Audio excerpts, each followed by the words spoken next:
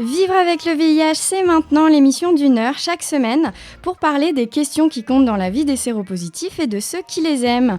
C'est aussi l'occasion de parler de santé sexuelle et de prévention.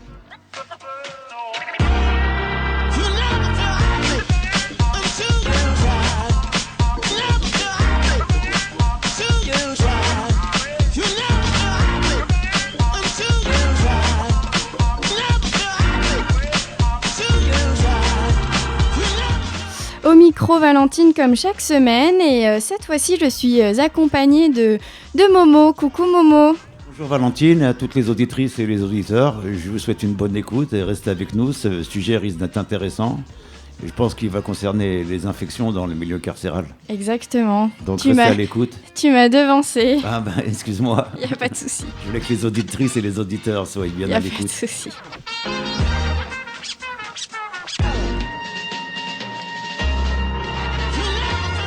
Donc comme le disait Momo, effectivement, on va consacrer cette émission entièrement au VIH, aux hépatites et aux autres infections sexuellement transmissibles en milieu pénitentiaire. Alors pendant l'émission ou même après, si vous avez une question ou vous voulez nous faire un commentaire, appelez-nous au 01 40 40 90 25. Laissez-nous aussi un message sur le site comitédesfamilles.net. On a des réseaux sociaux, donc Twitter, le compte @VIH Radio. On a également un Facebook, notre page Comité des familles. Et enfin, retrouvez toutes nos émissions en podcast sur notre site, sur Audioblog, sur Spotify et Apple Podcasts.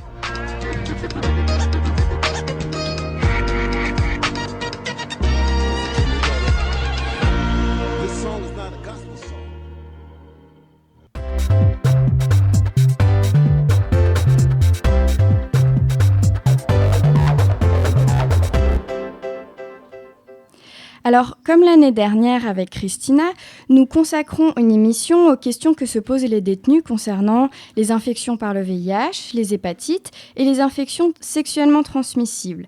Pour cela, l'association SIDA Info Service, qui est en lien avec plusieurs centres pénitentiaires, nous a transféré plusieurs questions que les détenus ont posées aux écoutants de l'association.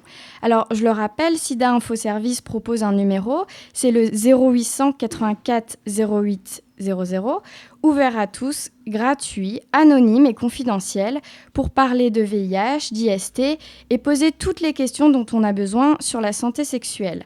Je vais donc relayer ces questions et mes deux invités vont y répondre.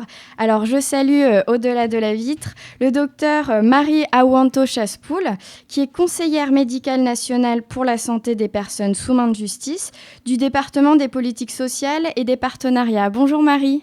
Bonjour à tous, merci de nous accueillir. Eh bien, merci grandement d'être là aujourd'hui avec nous. Vous êtes accompagnée de Rida Nouiyat. J'espère que j'ai bien prononcé votre nom. Nouiyat, voilà, c'est ça. Responsable des programmes hépatite et VIH en milieu pénitentiaire au SIDAction. Oui, bonjour à tous et puis merci pour votre invitation à l'occasion du SIDAction, médias et prison. Exactement. Merci également à vous d'être présents. Bonjour à tous les deux. Alors, peut-être pour que les auditeurs sachent un peu plus qui vous êtes et pour quelle structure vous travaillez, peut-être vous présenter en quelques mots. Vas-y, c'est SIDAction. Oui. Alors, peut-être présenter l'association SIDAction. C'est une association qui a été créée en 1994 et qui a pour but de recueillir des fonds privés pour la lutte contre le sida et qui est redistribué à moitié aux associations et à moitié à la recherche. C'est la seule association qui finance la recherche sur le VIH. Voilà. Et donc, le SIDAction, cette année, aura lieu le 24, 25, 26 mars. Oui. Voilà, ouais. C'est le dernier week-end de mars. Ça, ouais. Et donc, il fait appel à des chaînes de télévision et des radios, 33 chaînes de télévision, je crois, et radios, et qui relaient le message de don. Et vous verrez sur votre écran, appelez le 110. et des bénévoles recueillent vos dons qui sont, je vous rappelle, non imposables. Il y a 66% de vos dons qui vous sont Déductible. voilà, qui sont déductibles des impôts. Voilà, merci beaucoup Marie, et je te laisse te présenter. Donc moi, je suis médecin et je travaille pour la direction des affaires pénitentiaires. C'est une des 5 directions du ministère de la Justice et elle a 2 missions. Donc l'application des peines, qui est un peu le côté un peu difficile, et puis il y a une mission de réinsertion. Et dans la réinsertion, la santé, c'est un puissant vecteur de la réinsertion. C'est ce qui justifie ma présence à la direction des affaires pénitentiaires, et c'est ce qui justifie aussi ce partenariat entre la DAP et SIDAction. Depuis de nombreuses années, nous nous associons donc au SIDAction tous les ans. Donc vous allez pouvoir commencer à cotiser pour soutenir le SIDAction, et ce pendant tout le mois d'avril, et il y aura des actions au mois de mars et au mois d'avril dans pas mal de centres pénitentiaires, et c'est pour nous une fierté. Bah, merci de le rappeler. Rida, tu voulais ajouter rajouter peut-être à l'occasion du SIDAction qui est en place depuis 1994. En 2010, on a décidé d'étendre cette opération aux prisons, à la demande de certaines prisons, et on l'a étendue à Nanterre d'abord. Et puis on faisait un forum santé et des tournois sportifs. Il n'y avait pas l'opération collecte. Et puis les détenus ont demandé à ce que ce soit étendu à la collecte. Et donc, on a continué à faire l'opération à Nanterre et puis aux prisons d'Île-de-France jusqu'en 2015. Ensuite, le département, plutôt la région Grand Est s'est joint à l'opération SIDAction Prison. Et puis, c'est devenu national. Et il y a une 50aine de prisons qui sont partenaires de l'opération chaque année autour d'un tournoi sportif, d'un forum santé et d'une collecte. On le fait avec le bureau santé de l'administration pénitentiaire, et on a rédigé un guide pour expliquer aux établissements pénitentiaires comment faire cette opération. Voilà. D'accord. Alors, ce que je veux rajouter quand même, c'est qu'en fait, les familles aussi des personnes qui sont en détention et le personnel aussi de l'administration pénitentiaire participent à SIDAction. Donc eux, ils participent, j'allais dire, par la voie ordinaire. Ils vont répondre au numéro de téléphone pour les collectes. Mais en détention, il y a un bon spécial que les personnes peuvent remplir si elles veulent faire un don. D'accord. Bah, merci de rappeler toutes ces informations. Et avant de passer aux questions des détenus, j'aimerais bien qu'on redise à l'antenne, pour ceux qui ne le savent pas forcément, déjà c'est quoi le VIH et la différence avec le sida. Alors, le VIH, c'est le virus de l'immunodéficience humaine, c'est le vecteur qui donne l'infection par le VIH. Et donc, on va se contaminer par voie sexuelle, par voie sanguine ou par de la mère à l'enfant, lors de l'accouchement, de la grossesse, de l'allaitement. Et puis, ça va durer un mois ou deux, cette phase d'infection, où on va rester séronégatif jusqu'à ce que l'apparition du virus est évident pour les biologistes, et on va rentrer dans la phase de séropositivité. Mais ça ne veut pas dire qu'on est malade. On va être dans une phase asymptomatique, sans signe évident de la maladie pendant plusieurs mois. Et le virus de l'immunodéficience humaine s'attaque en priorité au système immunitaire.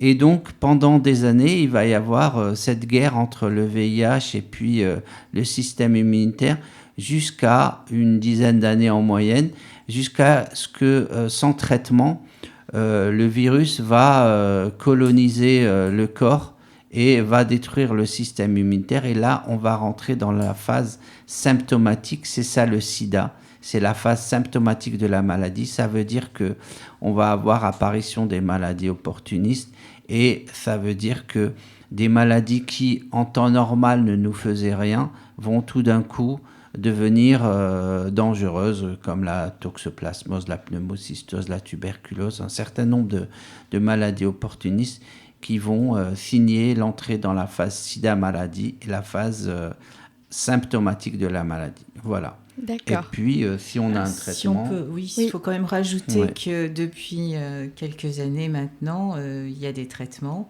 Alors, si on ne guérit pas du VIH, il faut savoir que l'espérance de vie, quand vous prenez un traitement, quand vous êtes pris en charge, elle est identique avec ou sans VIH. Donc, il faut... effectivement, c'est une maladie qui était mortelle quand il n'y a pas de traitement. Mais quand vous avez accès au traitement, ça améliore votre qualité de vie et c'est quelque chose de très important à dire, notamment parce qu'on en reparlera tout à l'heure, mais il est important de se dépister pour pouvoir bénéficier d'un traitement. Exactement. Au début de la maladie entraînait une véritable hécatombe en l'absence de traitement, mais les premiers traitements sont apparus en 87 avec l'AZT et puis en 93 il y a eu l'apparition d'autres molécules et notamment le fait de combiner des molécules, des bi- et des trithérapies font qu'aujourd'hui la maladie est devenue chronique. On ne rentre pas dans la phase symptomatique, dans la phase sida. On peut avoir l'infection par le VIH, mais rester asymptomatique toute sa vie, sous traitement, etc. Avec on aide l'organisme à lutter contre ce virus et le système immunitaire à rester intact. Et il faut peut-être aussi préciser qu'aujourd'hui, les traitements, ils s'allègent. Alors, il y a encore des comprimés tous les jours, mais on tend vers, pour ceux qui le souhaitent évidemment, une solution injectable tous les 2 mois. Il y a la solution injectable et puis il y a aussi la solution, il y avait déjà eu des premiers essais il y a déjà quelques années, qui permet de prendre un traitement pendant 4 jours et d'arrêter 3 jours. Il y a plusieurs solutions. En fait, c'est pas si vous le voulez, c'est aussi si vous le pouvez. Certaines personnes, c'est plus compliqué. Elles risquent d'avoir un virus un peu plus résistant et donc elles vont avoir besoin peut-être d'un peu plus de traitement. C'est pas uniquement le choix de la personne, c'est-à-dire il ne faut pas non plus faire reposer, je dirais, la culpabilité ou la charge sur les personnes. C'est un peu aussi en fonction. Certaines personnes ont des virus, elles sont rares, mais elles ont des virus beaucoup plus résistants que la majorité des gens. Donc là, on a parfois des personnes qui n'arrivent pas à avoir une charge virale négative. La charge virale, c'est ce qui nous permet de contrôler l'activité du virus dans le sang. Et c'est le travail donc des médicaments. Mais globalement, la majorité des personnes qui sont prises en charge rapidement, qui sont dépistées et qui prennent un traitement, le supportent très bien. On a fait d'énormes progrès. Je pense que Rida parlait tout à l'heure de l'AZT. C'est un médicament au début qu'on donnait toutes les 2 heures. Donc les personnes avaient un réveil, elles se réveillaient la nuit pour prendre leur traitement. C'était vraiment très très difficile et on est arrivé jusqu'à une 30aine de molécules différentes par jour. Ça a été à un moment très difficile. Maintenant, les personnes ont le plus souvent un comprimé à prendre par jour ou une injection qui va être faite aussi tous les 2 mois. Il y a plusieurs possibilités. Et on parlera peut-être aussi des traitements préventifs quand on parlera du dépistage tout à l'heure. Peut-être aussi expliquer ce que c'est une IST, donc une infection sexuellement transmissible, et par la même occasion, peut-être définir ce que c'est une hépatite, parce qu'on va en parler en deuxième partie d'émission. Alors, les infections sexuellement transmissibles, ce sont les infections qui se transmettent quand on a une relation sexuelle. Donc, on en connaît plus de 30, mais les plus importants en France, ils sont à peu près 8, les plus importantes. Les hépatites, alors, on parle en France de l'hépatite B, l'hépatite C, qui sont pour l'hépatite B une transmission comme le VIH, par voie sanguine, par voie sexuelle et de la mère à l'enfant. et pour l'hépatite C, quasi exclusivement par le sang, alors que l'hépatite A est une hépatite alimentaire qui se transmet surtout quand on voyage à l'étranger. Juste une petite précision par rapport à ce qui a été dit. La question chacun de nous devrait faire un dépistage et savoir où il en est par rapport au VIH, parce que chacun de nous dans sa vie a pris un risque, et donc il est important que on sache si on est contaminé par le VIH, si on est contaminé par les hépatites, si on est contaminé par une IST, parce que la question du dépistage va entraîner tout de suite la question du traitement. Et plus on se traite vite, et plus des maladies chroniques comme le VIH, l'infection à VIH ou les hépatites, etc., auront moins d'impact sur le corps humain. Donc la question du dépistage est primordiale pour nous, et donc chacun devrait pouvoir se faire dépister. Alors là, sur le dépistage, quand vous arrivez en détention, il y a ce qu'on appelle la visite des arrivants, puisque dans chaque établissement pénitentiaire, il y a une unité sanitaire. Et dès votre arrivée, au moment de la visite arrivant, on va vous proposer un dépistage que vous n'êtes pas obligé d'accepter. C'est pour les soins, il faut qu'il y ait un consentement. Mais on vous le reproposera pendant la durée de votre détention, et vous pouvez vous-même, spontanément, demander, normalement il y a une boîte aux lettres dans laquelle vous pouvez demander à avoir une consultation médicale, et là vous bénéficierez à nouveau, si vous le désirez, d'un dépistage complet, donc VIH, hépatite, IST. Et dans certains lieux de détention, il y a ce qu'on appelle des CEGID, qui sont des centres de dépistage anonymes et gratuits, et des centres de santé sexuelle qui interviennent en détention. Et là aussi, vous pouvez bénéficier, pas forcément d'un dépistage sanguin, mais vous pouvez bénéficier d'un dépistage par TROD. C'est aussi, on prend juste une petite goutte de sang au bout du doigt et on a immédiatement un résultat. Donc là, c'est beaucoup plus rapide, et c'est souvent fait par des associatifs, parce que dans les unités sanitaires, les médecins et les infirmières sont souvent débordés, et ils vont vous proposer plutôt une prise de sang. Mais c'est quelque chose dont vous pouvez bénéficier. C'est pour ça, tout à l'heure, je vous disais, un des facteurs de la réinsertion, c'est la santé, c'est l'estime de soi, c'est ce que les anglo-saxons appellent l'empowerment, et c'est quelque chose de très important. Alors justement, on va passer aux questions, puisque la première question évoque cela. Alors juste pour préciser, on va avoir une première partie, donc vraiment sur les questions dédiées au VIH, et ensuite on passera à une seconde partie dédiée aux hépatites et aux autres infections sexuellement transmissibles. Alors je vous lis la première question, qui est un jeune homme de 19 ans. Je suis en prison actuellement, et avant mon incarcération, j'avais fait un test VIH et il est revenu positif. J'en ai parlé à personne, je n'ai pas osé le dire au médecin de la prison. J'ai refusé le test à l'entrée de peur que ça se sache. Là, ça pose le problème de la confidentialité. Et ce qu'il faut savoir, c'est que les médecins de l'unité sanitaire en prison, ils dépendent de l'hôpital et dépendent du ministère de la Santé. Donc, ce sont... comme les médecins à l'extérieur, le secret médical est quelque chose d'absolu chez eux. Quand vous rentrez en prison, le parcours d'un détenu, quand il rentre en prison, il a une visite à l'entrée, et donc on lui propose systématiquement le dépistage. Il a le droit de refuser, comme la personne qu'on a citée là, mais il a le droit d'accepter, parce que si on ne sait pas son statut, il faut absolument le savoir. Et d'un autre côté, la personne qui sait avant de rentrer qu'elle est séropositive et qui refuse le test, comment faire, comment rester sous traitement, parce que elle devait être sous traitement. Comment rester sous traitement quand on ne le sait pas?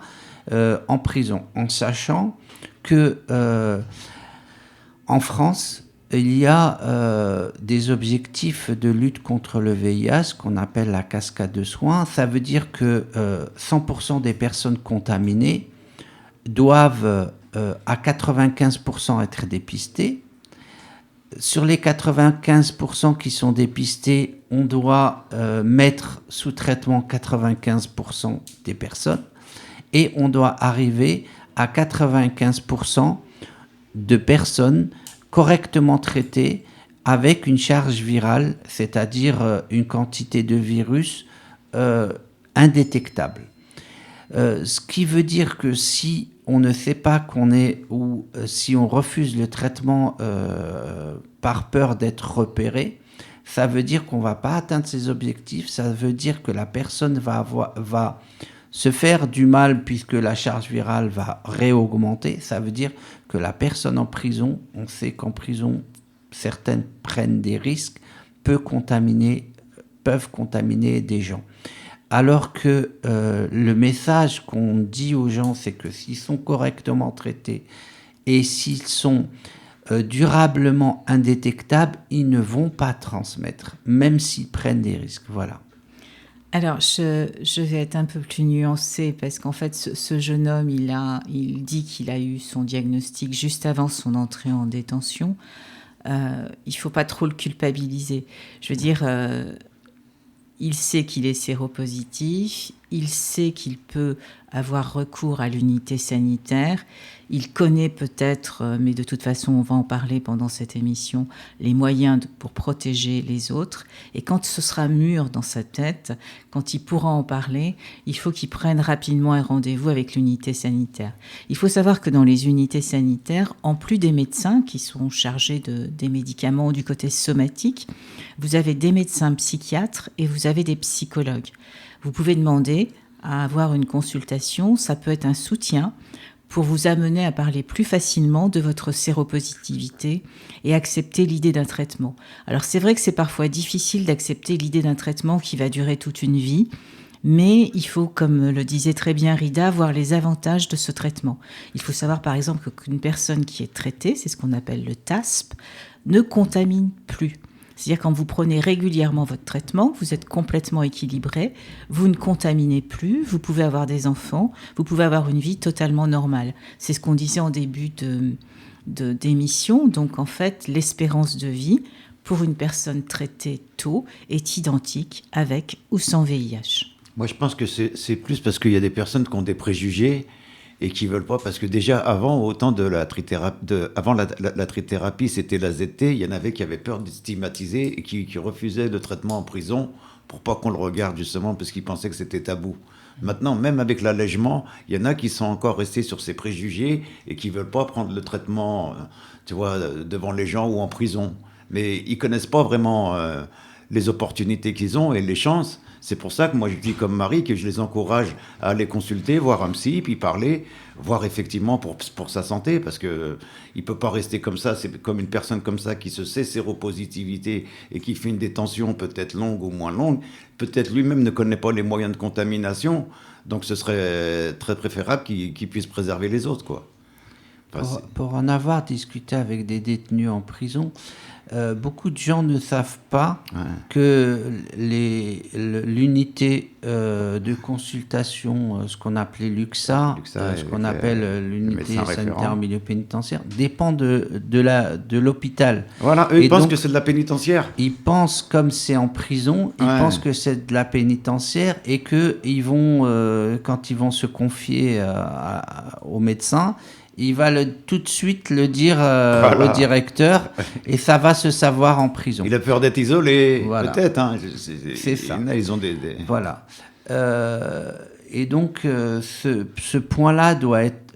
on doit insister auprès des gens et surtout insister sur le fait que on ne doit pas arrêter son traitement parce qu'on est en prison. La prison, ce n'est que la continuité de la vie de la personne et qu'elle ne doit pas nuire à sa santé en arrêtant son traitement, parce que l'impact sur le corps humain, même si ça ne dure que quelques mois, en reprenant son traitement, ce ne sera jamais exactement comme si elle avait continué son traitement, qu'elle ne l'avait pas interrompu. Ça demande une observance. C'est pour ça que les gens en détention et dehors, ils ne se comportent pas pareil. Au niveau de la discipline du traitement, il y en a après, c'est un peu... c'est quand j'aurai le temps. Qu'en prison, il peut se faire une ligne de conduite au sens, tu vois, le traitement 3 fois par jour ou même une fois aujourd'hui, à l'heure actuelle, c'est plus léger et plus souple que celui qu'il y avait antérieurement, quoi. Ouais. Donc, Ce que disait Marie sur la question du TROD, c'est le test rapide, c'est-à-dire qu'il y a des associations qui interviennent, d'autres personnes que l'unité sanitaire qui interviennent dans la prison, qui peuvent proposer de faire des tests rapides à des gens qui n'ont pas l'habitude de fréquenter c'est bien, l'unité. En plus, ils ont le résultat en 24 heures. Voilà. Donc, ils ont c'est en 15 minutes. Ils ont le résultat tout de suite. Tu vois. Voilà. Ça veut dire qu'entre le début de la séance et en un quart d'heure, ils ont les résultats. Je pensais qu'ils avaient ça plus. Donc, c'est pas une prise de sang, c'est juste une goutte. Voilà. Effectivement. On va peut-être passer du coup au deuxième message. J'ai su que je l'avais en détention. Je ne sais pas comment ou quand je l'ai eu. J'ai fait un test il y a 18 mois. Je l'avais pas. Je ne comprends pas. J'ai ma femme qui a un bébé il y a pas longtemps. Elle l'a pas, je lui ai pas dit. J'ai un bracelet électronique. Je travaille la journée à l'extérieur et je rentre le soir à la prison. Je ne sais pas comment aborder le sujet avec ma compagne. C'est le médecin qui m'a donné votre numéro. La psychologue m'a dit de vous appeler. J'ai votre numéro depuis une semaine et je vous ai appelé la première fois hier soir. Ça m'a fait du bien d'en parler. J'ai eu honte quand j'étais devant la psy. Donc c'est un homme de 48 ans qui ne sait pas comment aborder le sujet avec sa compagne. Vas-y. Oui. Moi, ça m'interroge sur... D'abord, c'est pas une maladie honteuse. Deuxièmement, ce qu'on disait tout à l'heure sur la cascade de santé en France et puis sur le fait qu'une personne avec une charge virale indétectable a pas besoin de mettre de préservatif. Là, c'est une question qui revient souvent. Le fait que des gens se savent séropositifs et comment ils en parlent à leur compagne ou leur compagnon de la question du VIH, de la question du préservatif, etc. Il faut savoir que si la charge virale est durablement indétectable, il ne va pas transmettre à sa compagne ou à son compagnon. Et donc ça, c'est hyper important. Le fait de rester sous traitement et de se faire dépister, de se faire plutôt contrôler régulièrement par son médecin traitant. C'est quelque chose de très important. Je ne sais pas si Marie, tu veux... Alors, je pense qu'il y a plusieurs choses dans la question que soulevait ce monsieur. Déjà, il vient d'apprendre sa séropositivité. C'est souvent une période difficile et c'est important de se faire aider à ce moment-là. Il y a comment en parler à la personne qui partage sa vie, parce qu'effectivement, si vous avez un traitement, vous ne pouvez pas la contaminer, mais c'est aussi introduire un secret dans un couple et peut-être une perte de confiance. Mais moi, ce que je conseille dans ces cas-là, c'est de se faire accompagner soit par le psychologue, soit éventuellement par le médecin, parce que souvent, les personnes ne connaissent pas le VIH. C'est une vieille maladie maintenant, mais il y a encore beaucoup de personnes qui ne connaissent pas bien les modalités de transmission. Le fait, par exemple, de savoir qu'on a un traitement empêche la transmission du virus. Le fait de savoir que les femmes peuvent avoir des enfants qui ne seront pas séropositifs, tout ça, c'est encore mal connu. Et en fait, il faut en parler progressivement. Moi, j'ai accompagné, j'ai gardé une activité clinique à l'hôpital Bichat et j'ai accompagné certaines de mes patientes, notamment. Parce que dans le sens, je dirais, quand c'est l'homme qui est séropositif, souvent les femmes ont une écoute qui est plus Elles ont, Attentive. je dirais, un apprentissage du corps et de la maladie qui font qu'elles ont une écoute qui est plus accueillante. Une empathie, parfois. Une certaine forme d'empathie, oui, tout à fait. Et j'ai accompagné des femmes qui ont fini par dire à leurs compagnons qu'elles étaient séropositives, et ça s'est très très bien passé. En fait, c'est un peu ce que je disais tout à l'heure pour le jeune homme, chacun a son rythme. Alors, il ne faut pas que ce monsieur se sente dans l'obligation de prévenir demain sa compagne. Il faut qu'il laisse mûrir la chose, qu'il en parle avec un psychologue, qu'il en parle avec un médecin, et effectivement qu'il prenne bien son traitement. Oui. Ouais, puis on peut lui rajouter pour lui conseiller qu'il essaye de dédramatiser, qu'il en parle avec son épouse ou à cœur ouvert, et qu'il lui fasse savoir qu'aujourd'hui, comme le disait Reda, il y a un traitement, qu'il est efficace et qu'on peut très bien vivre avec le VIH tout en ayant une charge virale indétectable, et qu'il y a des raisons de faire des projets et de voir un horizon meilleur. Oui, mais comme le Qu'il soit un peu plus optimiste, quoi. Oui, mais comme le disait Marie, effectivement, s'il vient d'apprendre qu'il est séropositif, c'est quelque chose qui vient dans un second temps. Ouais, enfin, moi, je le conseillerais plus d'en parler, c'est-à-dire avec délicatesse, et puis essayer de trouver une solution par rapport à ça, pour éviter justement qu'il pense que ça va être une rupture, et que de le dire, ça va être plus mauvais que de dire la vérité. C'est ça que je veux dire, enfin, c'est à lui de faire son choix. C'est pour ça qu'on a fait le SIDAction prison, parce qu'on s'est rendu compte qu'en prison, on n'en parlait pas assez. C'est ça, t'as vu ? Et donc, la question du VIH, avec le SIDAction prison, ça va être l'occasion pour les détenus d'en parler, et puis important. ultérieurement au SIDAction de continuer à en parler, parce que c'est une maladie. Moins on en parle, et plus on a des images sur elle, et puis la question de la honte, Voilà, etc. le tabou. Va jouer, des tabous va jouer. Donc on essaie de déblayer autour de cette maladie pour permettre à tout un chacun de pouvoir en parler. Alors, on parlait de traitement. La prochaine question concerne l'accès au traitement VIH en milieu pénitentiaire. Dépisté positif à son entrée en prison, cet homme de 39 ans est sous traitement depuis 9 mois, mais il rencontre des problèmes dans l'accès au traitement. Régulièrement, il n'a pas son traitement au complet, il manque des cachets. Le médecin de la prison lui a dit qu'avec le confinement, il y avait eu des ruptures de stock, mais lui en doute car il a un copain dehors qui prend la même chose et qui n'a aucun souci. Il demande du coup ce qu'il peut faire. Je laisse Marie...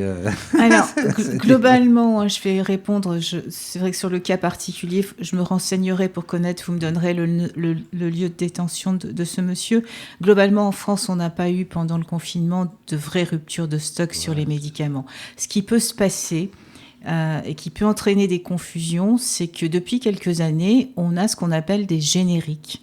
C'est-à-dire qu'il y a, par exemple, certains médicaments qui sont un peu anciens. Il y a le médicament de marque et d'autres laboratoires ont le droit de le fabriquer. Et là, parfois, une personne qui n'a un seul comprimé va se retrouver avec 3 comprimés ou 2 comprimés. Donc les personnes, et c'est pas forcément les mêmes noms puisque ça va être le nom de la molécule. Donc là, il faut juste interroger la personne qui distribue le médicament. Parce qu'en France, on n'a vraiment pas eu, à ma connaissance, de rupture grave d'antirétroviraux pendant le confinement.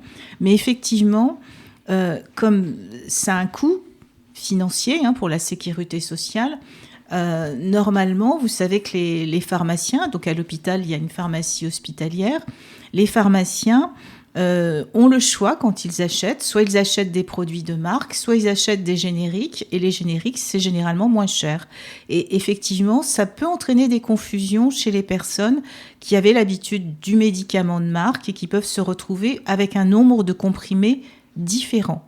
Mais là, il faut, quand vous allez chercher vos médicaments, ou quand on vous les donne, il faut toujours vérifier et poser la question soit à l'infirmière qui va vous donner les médicaments, soit au pharmacien qui vous remet ces médicaments. Juste pour préciser, pour avoir été en prison, il y a une espèce de suspicion par rapport aux professionnels et il n'y a pas de raison à ce qu'il y en ait à l'extérieur et pas en prison parce que c'est la pharmacie de l'hôpital qui gère aussi bien le stock à l'extérieur qu'en prison. Et donc, à moins que l'hôpital n'en ait pas, et pas de traitement, et c'est exceptionnel, il faudrait qu'il y ait une guerre nucléaire. En général, le stock en prison, il est géré par le pharmacien de l'hôpital, et Non. donc il n'y a pas de pénurie. Et puis, même s'il manque, je pense que ça fait comme les pharmacies de ville. En 24 heures, ils peuvent les... Je pense, Oui. parce qu'en ville, c'est comme... Enfin, moi, j'étais en province, on m'a dit, celui-là, il faut attendre le lendemain, le temps qu'il se fasse livrer par le laboratoire pour l'avoir. Donc en prison, je pense que c'est pareil. Je pense hein, donc la rupture, elle ne doit pas être longue. Oui. Si c'est 2 jours, 3 jours, c'est vraiment que c'est un week-end assez long, un truc comme ça. Comme disait Marie, je pense que c'est plus une question de générique, des choses comme Voilà, ça, de couleurs. molécules qui peut avoir changé, genre Le nom. de molécules en une, voilà, qui peut induire cette confusion. On passe du coup à la question suivante sur le risque de transmission. Le détenu souhaite faire le point suivant sur le risque suivant. Il a échangé une seringue pour injecter un produit avec un prisonnier qui prenait une trithérapie contre le VIH. Il a javélisé la seringue et l'a fait bouillir. Il est par ailleurs immunisé contre le VHB, donc le virus de l'hépatite B. Je pense que sa question, c'est sur le risque de transmission lorsqu'on échange des seringues. Alors, moi, je veux bien répondre à cette question. Le risque, il n'est pas là, pour le coup, il n'est pas peut-être dans la seringue, mais tous les outils qui sont autour de la seringue, le coton, la cuillère, etc. Et donc, même si on diminue le risque, même si le fait de faire bouillir la seringue, etc., élimine le risque de transmission du VIH, déjà, il n'élimine pas le risque de transmission des autres pathologies, notamment l'hépatite C. Mais il faut faire attention à tout ce qui entoure l'échange de seringues, surtout sachant que son co-détenu est contaminé par le VIH. Voilà. Alors, je vais juste faire une petite nuance. En fait, ces seringues sont des seringues dites à usage unique. Ouais. Et en fait, il peut toujours rester, c'est très difficile à nettoyer. Je veux dire, alors, avant, on avait des seringues qui étaient nettoyables, qui étaient en verre, et les aiguilles étaient très grosses, voilà. Et généralement, ça prenait du temps à les nettoyer. On les passait dans des petits fours qu'on appelle des poupinelles. Et avant, il fallait les nettoyer, les faire tremper, etc. Stériliser. L'eau de Javel qu'on trouve en France n'a pas forcément la même efficacité que l'eau de Javel qu'on peut trouver dans d'autres pays. Sa concentration, pour des raisons de sécurité, est autour de 12%. Et ce n'est pas forcément suffisant pour éliminer toutes les bactéries et les virus. Donc c'est vrai que le partage des seringues est à prohiber. Alors maintenant, je sais que c'est compliqué d'aborder ce sujet en détention, parce qu'il est parfois difficile de se procurer des seringues. En théorie, c'est pas, c'est pas licite, puisqu'il n'est pas licite en théorie d'avoir des produits en détention, surtout des produits injectables. Il y a un certain nombre d'études qui ont prouvé qu'il y avait une circulation de produits. Et il y a une réflexion, puisqu'il y a ce qu'on appelle la feuille de route pour la santé des personnes sous main de justice, dans laquelle la question de la réduction des risques est abordée. Et en collaboration avec le ministère de la Santé, la DAP, il y a un certain nombre de groupes de travail qui avancent sur ces questions. Alors pour l'instant, c'est un chantier qui n'est pas facile. Mais les personnes qui sont usagères de produits doivent savoir qu'auprès des unités sanitaires, elles peuvent trouver du soutien, et notamment dans la prise en charge, dans l'accompagnement, dans les produits qu'on appelle substitutifs, comme la méthadone, le Subutex. Et maintenant, nous avons des nouveaux produits qui sont disponibles en détention. C'est notamment le Subutex long-acting qui permet C'est une petite injection qu'on fait sous la peau, c'est un gel, et qui permet une substitution pendant 1 mois. Et c'est quelque chose qui est vraiment très intéressant parce que quand les personnes vont sortir de détention, ça va aussi éviter l'overdose. Même les cachets, ça va éviter la prise des cachets. Mais oui, parce qu'en fait, vous pouvez les prendre, les cachets, mais c'est comme si vous ne les preniez pas, puisque tous les récepteurs sont mobilisés par le produit que vous avez sous la peau. Ah, d'accord. Et donc, en fait, vous ne pouvez pas faire d'overdose. C'est vraiment une vraie révolution que ce produit. C'est comme un patch? Non, c'est une petite injection sous-cutanée. C'est comme quand on vous fait, par exemple, une IDR. Un truc comme ça. Voilà. Et donc, on marche avec pendant 24 heures? Non, 1 mois. 1 mois? Vous êtes tranquille 1 mois. Ah ouais. Ouais, donc, il y a certaines unités sanitaires qui commencent à l'utiliser avec des résultats qui sont vraiment très intéressants. C'est bien ça pour éviter... Et donc, en fait, tout ça, c'était pour vous dire qu'on travaille à cette question de la réduction des risques. Je pense qu'au niveau de la DAP et du ministère de la Santé, on a conscience des difficultés. Mais je pense que tout le monde en a bien conscience et on avance. Donc, pour l'instant, je n'ai pas de résultats à annoncer, mais on avance. Là, ça, c'est récent, ça. Alors, le Subutex long-actine, il est disponible dans plusieurs pays. En Europe, il est disponible depuis 2 ou 3 ans. Et en France, il est disponible depuis le mois de juillet. C'est déjà... Voilà. Donc, c'est une avancée, déjà. C'est une grande avancée. Et alors... Le problème, c'est que pour l'instant, il est souvent disponible dans les unités sanitaires, mais il n'est pas disponible pour l'instant à l'extérieur. En pharmacie. Donc, quand les personnes sortent, elles ont du mal à retrouver le même... mais ça va venir. Ouais. Mais c'est déjà bien pour éviter aussi les overdoses. Oui, il y a beaucoup de produits, il y a beaucoup de progrès qui ont été faits là ces derniers temps pour éviter les overdoses. Il y a notamment l'arrivée de la naloxone en spray. Alors, la naloxone, elle était disponible en France sous forme injectable. Donc, la naloxone, c'est le produit, c'est l'antidote aux overdoses, aux opioïdes. D'accord. Voilà. Et ce produit était juste disponible en injectable. Et depuis le mois de juillet, non, c'est un spray. C'est-à-dire, par exemple, si la personne fait une overdose, vous la voyez, elle est dans le coma, vous faites un pchit dans le nez. Si c'est une overdose aux opioïdes, elle va se réveiller. Si c'est autre chose, ça ne fera rien. Il n'y a pas d'effet secondaire, il n'y a pas de contre-indication. Donc, c'est vraiment un produit qui va révolutionner la prise en charge des overdoses. Parce qu'il faut savoir que, donc déjà, il y a une certaine consommation qui existe en détention, mais un des gros problèmes, c'est à la sortie.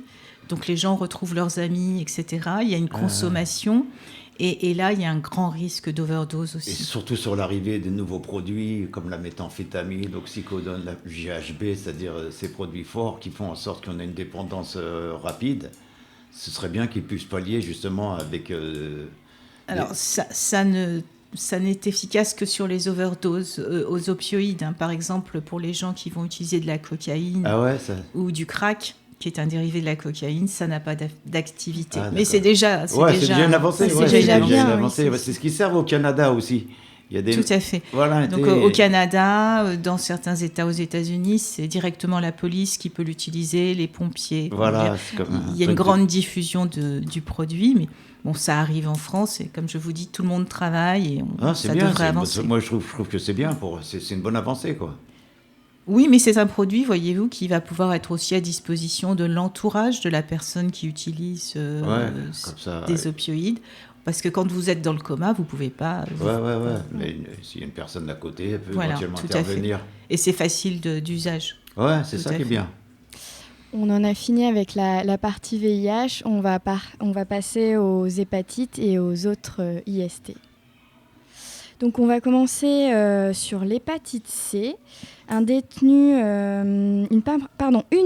de 31 ans qui dit « Je viens d'apprendre que je suis contaminée au VHC et j'aurais plein de questions à vous poser sur les traitements, leur efficacité. J'ai aussi beaucoup de crainte de devoir dire à mes co-détenus que je suis porteuse, mais surtout à mes partenaires que j'aurais pu contaminer lors de rapports non protégés, alors que j'étais en fin de règle.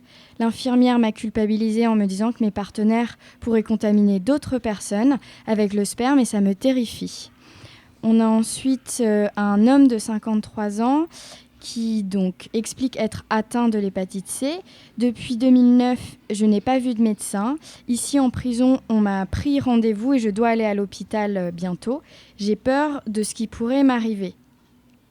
Alors, qu'est-ce qu'on peut dire à ces deux personnes? Peut-être commencer par la détenue de 31 ans, qui a des questions sur ce que c'est l'hépatite C, les traitements, l'efficacité. La transmission, surtout. Ouais. Oui, la transmission.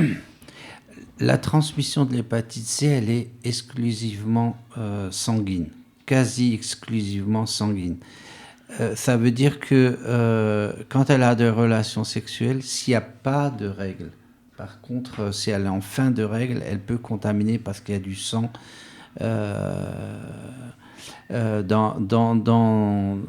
dans les liquides et que la personne en face va rencontrer du sang. Donc, ce que je disais tout à l'heure, c'est que tout le monde doit se faire dépister, que ce soit le VIH ou le VHC, et notamment si une personne a eu des rapports sexuels, même si le VHC se transmet exceptionnellement par cette voie-là,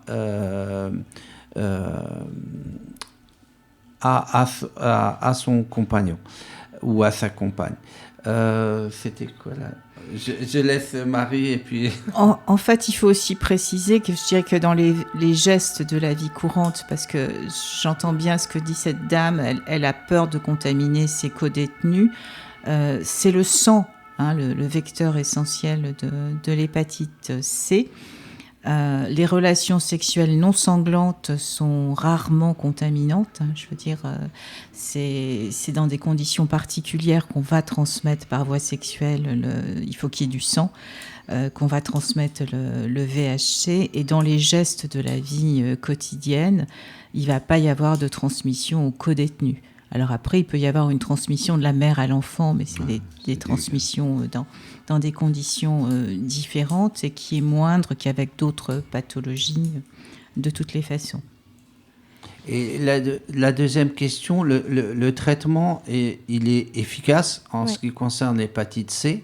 Donc, il faut vraiment que la personne se fasse traiter parce qu'elle guérira complètement de son hépatite C. Le seul inconvénient, c'est que le traitement coûte cher. Et donc, je parle sous le contrôle de la médecin, de la dame. Le traitement coûte cher.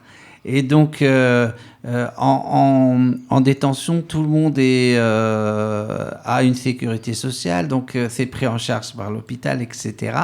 Donc, ne pas hésiter à se faire traiter et puis voilà pour guérir complètement, en sachant qu'on peut se recontaminer ultérieurement même si on est guéri de l'hépatite C par une autre hépatite C. Donc il faut vraiment ultérieurement prendre ses précautions. Et moi je pour vais rajouter, juste dire qu'en France, depuis 2018, on est pour le traitement universel et pour le dépistage universel de l'hépatite C. C'est-à-dire que les personnes sont toutes traitées malgré le prix du traitement qui a quand même beaucoup baissé ces dernières années. Alors, je voudrais aussi dire pour la dame de tout à l'heure que il y a aussi des guérisons spontanées. 45% à peu près des hépatites vont guérir spontanément. Donc, ce qui est important, c'est de se faire suivre et de se faire dépister. Et en fonction de l'évolution, on va vous proposer un traitement. On a depuis presque 10 ans maintenant ce qu'on appelle les antiviraux d'action directe. Et en 2 ou 3 mois, on a 80-95% de guérison de l'hépatite. Donc c'est vraiment un succès parce qu'en fait, jusqu'à présent, on a du mal à guérir une maladie virale. Et c'est la première victoire qu'on a eue contre un virus. Alors ça va ouvrir la porte à plein d'autres recherches, que ce soit pour le VIH ou pour d'autres pathologies. Mais jusqu'à présent, on n'arrivait pas à guérir des virus. Les virus étaient sur Terre avant nous, et il y a des chances pour qu'ils le soient après nous. Mais là, c'est vraiment une grande victoire, et c'est quelque chose de vraiment important. Donc ce monsieur, il doit avoir confiance. On lui a trouvé un rendez-vous à l'hôpital. Il va pouvoir bénéficier d'un traitement. Alors cependant, il faut quand même dire qu'il y a à peu près 20% des hépatites, mais c'est très long, c'est sur plus de 20 ans, qui vont évoluer vers une cirrhose ou pour 1 à 4% à peu près vers un cancer du foie. Et c'est pour ça qu'il faut se faire suivre et se faire traiter. Parce qu'il y a ces évolutions qui sont des complications difficiles. Ouais, parce que moi, je connais comme il y avait beaucoup qui étaient co-infectés, tu sais, qu'il y avait à la fois le VIH et l'hépatite B ou C. Et moi, je voulais juste compléter pour l'avoir fait moi-même. Aujourd'hui, ça a été amélioré parce que le traitement ne dure que 4 semaines. Moi, quand je l'ai fait, c'était... Interféron. Voilà, sous interféron. Et ça durait 2 mois et ça mettait les gens sur les nerfs. Et moi-même, pour l'avoir pris, je sais comment ça m'a rendu. Mais maintenant, avec les progrès qu'ils ont faits, le traitement, il est plus souple et plus allégé. Et je pense que les gens auraient tort de ne pas aller se faire dépister, se faire traiter pour être tranquille une bonne fois pour toutes. Parce que c'est embêtant, le foie, les problèmes de foie. Ouais. Alors c'est pour ça qu'il faut revenir sur le problème du dépistage, parce qu'en France, on a décrété qu'on allait éradiquer l'hépatite C. Je veux dire. Et pour ça, il faut que les personnes se dépistent et se traitent. Parce qu'une fois qu'on est guéri, on ne transmet pas l'hépatite C. Voilà, donc c'est vraiment important. Et bon, je ne sais pas si on arrivera à l'éradication, mais c'est le pari qui est fait. Puis ça évite aussi des complications comme d'autres, par exemple avec l'alcool, tu sais, qui lie l'alcool avec d'autres produits. C'est pas bon pour le foie. On le sait. Justement, en parlant d'hépatite, on a une question sur l'hépatite B. La B. C'est un détenu qui dit être inquiet. Je suis porteur du VHB et je vais bientôt sortir de prison. Je n'ai plus AME, je ne comprends pas. On me dit que je suis malade du VHB, on ne me donne pas de traitement. Est-ce que je suis vraiment malade ? Comment je vais faire quand je vais sortir de prison ? Alors, pour l'instant, mais ça devrait changer dans les prochaines années, assez rapidement. Il y a de nombreuses études qui sont en route. En ce qui concerne le virus de l'hépatite B, c'est pas comme l'hépatite C. On n'a pas un traitement qui va aboutir à une guérison.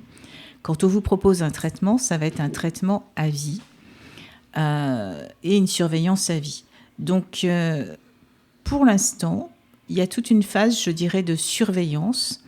Et on ne commence à traiter que quand on est, j'allais dire, au bord des premières complications. Donc, les personnes ont souvent l'impression qu'on ne les prend pas en charge, mais il y a un suivi. Il y a notamment beaucoup de progrès qui ont été faits, parce qu'avant, on était obligé de faire des biopsies du foie pour surveiller la fibrose, puisque le foie devient fibreux avec les hépatites. Là, maintenant, ça peut se faire juste par un scanner. Et on peut calculer la fibrose ou l'installation de cette fibrose du foie. Et on propose le plus souvent une simple surveillance. Et c'est vrai que ça pose des problèmes pour les personnes. Alors, on est en train de mettre en place un groupe de travail à la DAP avec des médecins des unités sanitaires et des spécialistes de l'hépatite B, car il y a un problème effectivement pour les personnes qui ont l'aide médicale d'État, c'est-à-dire la problématique de ce monsieur, et qui sont donc en situation la plupart du temps irrégulière sur le territoire, et qui peuvent, en sortant de prison, recevoir une obligation de retourner dans leur pays. Et c'est vrai que cette surveillance, même si elle n'est pas aussi coûteuse qu'un traitement, est rarement faite dans les pays d'origine. Il faut savoir que dans les pays du Sud, il y a énormément d'hépatite B, énormément de transmission de l'hépatite B de la mère à l'enfant. Donc là, on est en train de mettre en place un groupe de réflexion pour essayer de voir les aspects éthiques, les aspects de prise en charge de l'hépatite B des personnes qui ont l'aide médicale d'État. Oui. Pour améliorer justement ce suivi et cette prise en charge. Mais c'est souvent normal de ne pas avoir de traitement quand on a une hépatite B et d'avoir une surveillance simple. Je vais terminer avec une dernière question. Il nous reste encore un peu de temps. Concernant la syphilis, on n'en a pas parlé encore. L'appelant est incarcéré pour la première fois et sera libéré en fin d'année. Il appelle le SIDA Info Service au sujet de la syphilis. J'avais fait des tests il y a 2 ans et ils m'ont dit que j'avais la syphilis. On peut l'avoir à la naissance, car j'ai été adoptée à l'âge de 6 ans et je ne sais pas. C'est un homme de 29 ans qui pose la question en fait, de comment on attrape la syphilis. Alors, la syphilis, c'est une maladie sexuellement transmissible, mais qui peut aussi s'attraper, j'allais dire, par simple contact. En fait, au début de la phase d'invasion, dans les premières semaines, vous avez ce qu'on appelle le chancre mou. C'est un chancre qui n'est pas douloureux, mais qui est très contagieux. C'est un des premiers signes de la maladie. Et puis, elle évolue par plusieurs phases. C'est un peu long à expliquer, mais c'est ce qu'on appelle, nous, la grande trompeuse. C'est-à-dire qu'en fait, il peut y avoir énormément de signes cliniques associés à la syphilis. On ne va pas avoir d'immunité définitive contre la syphilis, mais il y a des traitements très efficaces, des traitements minutes. C'est des traitements qui sont faits par les pénicillines. Et c'est d'où l'intérêt, je dirais, du dépistage régulier des IST. Alors, il peut exister ce qu'on appelle la syphilis néonatale, congénitale. Il y a une transmission pendant la maternité, pendant la grossesse, de la syphilis de la mère à l'enfant. D'où l'intérêt, là encore, du dépistage des femmes enceintes en début de grossesse, avant l'accouchement. La transmission se fait à l'enfant souvent autour du 4e mois ou au moment de l'accouchement si la zone génitale présente des plaies. Les syphilis congénitales sont très très graves et très souvent le diagnostic est fait avant l'âge adulte. Donc il est très probable que ce monsieur a eu une syphilis à l'âge adulte. La syphilis est une maladie très fréquente, très contagieuse, mais dont on guérit très facilement. Donc c'est vrai qu'il faut conseiller, notamment en détention, il y a beaucoup d'hommes et de femmes jeunes donc qui ont une activité sexuelle. Quand on a une activité sexuelle, c'est important d'avoir de manière régulière des dépistages parce que justement, la plupart des maladies sexuellement transmissibles se guérissent très facilement avec des antibiotiques. Oui, chez les femmes, les maladies sexuellement transmissibles, il n'y a souvent pas de signes cliniques, mais il y a des risques à long terme parce qu'elles ne vont pas se faire dépister. Et il y a donc des risques souvent de stérilité ou de GEU, donc de grossesse extra-utérine, des complications. Donc c'est important quand on a une activité sexuelle de se faire dépister. Et il y a des choses qui sont importantes aussi à savoir. C'est-à-dire qu'en fait, quand vous avez une activité sexuelle par rapport au VIH, si vous avez une activité sexuelle fréquente et si vous prenez des risques, c'est-à-dire si vous n'utilisez pas toujours des préservatifs et si vous avez des partenaires, si vous changez, mais la vie est ce qu'elle est, on peut changer de partenaire, il y a ce qu'on appelle la PrEP. C'est un traitement qu'on va prendre avant. On peut le prendre soit tous les jours, soit en cadrant le rapport sexuel, et ça permet d'éviter d'attraper le VIH. Et ça, c'est quand même quelque chose qu'on connaît depuis... ce sont des recherches qui ont été menées par des Français avec un soutien associatif. Ce sont des recherches communautaires qui ont permis de mettre ces traitements en évidence. Et ça peut être disponible dans les unités sanitaires si vous êtes en détention. Oui. Il y a un autre traitement très important à connaître, c'est ce qu'on appelle le TPE, c'est-à-dire le traitement post-exposition. Si par hasard vous avez un rapport sexuel non protégé, si vous ne connaissez pas le statut sérologique de la personne, si c'est éventuellement un rapport pas consenti, etc., traumatisant, enfin il y a plein de critères, vous pouvez là aussi solliciter les unités sanitaires. On va vous donner ce qu'on appelle un TPE, c'est un traitement préventif du VIH qu'on vous donne après l'exposition pendant 1 mois. Et ça, c'est des traitements qui sont très très efficaces, mais qui ne sont pas uniquement au cours des rapports sexuels. Pour le TPE, par exemple, le monsieur qui avait parlé de son partage de seringue tout à l'heure aurait pu solliciter son unité sanitaire après son partage de seringue pour obtenir un TPE, c'est-à-dire un traitement post-exposition au VIH. Et ça, c'est important à savoir. Ça reprend aussi ce qu'on disait tout à l'heure pour le monsieur qui n'osait pas parler du VIH. Beaucoup de choses ne sont pas connues. Et vraiment, merci à SIDAction pour tous les ans nous rappeler ce qu'est le VIH, comment on s'en protège, comment on le dépiste. Je pense que c'est important de le répéter encore. Je suis totalement d'accord et je vous remercie d'avoir... on n'en a pas parlé effectivement de ces 2 moyens et de prévention. Je vous remercie en tout cas d'avoir pris le temps de répondre à toutes les questions des détenus. Merci à vous et disponible autant qu'il le faudra. Merci à toi, Valentine. Et puis voilà, pareil que Marie, disponible pour parler et insister sur le dépistage. Oui. Alors, ce qu'on n'a pas dit, c'est que l'émission devrait être disponible sur les canaux vidéo internes des établissements pénitentiaires. Exactement. Très bien.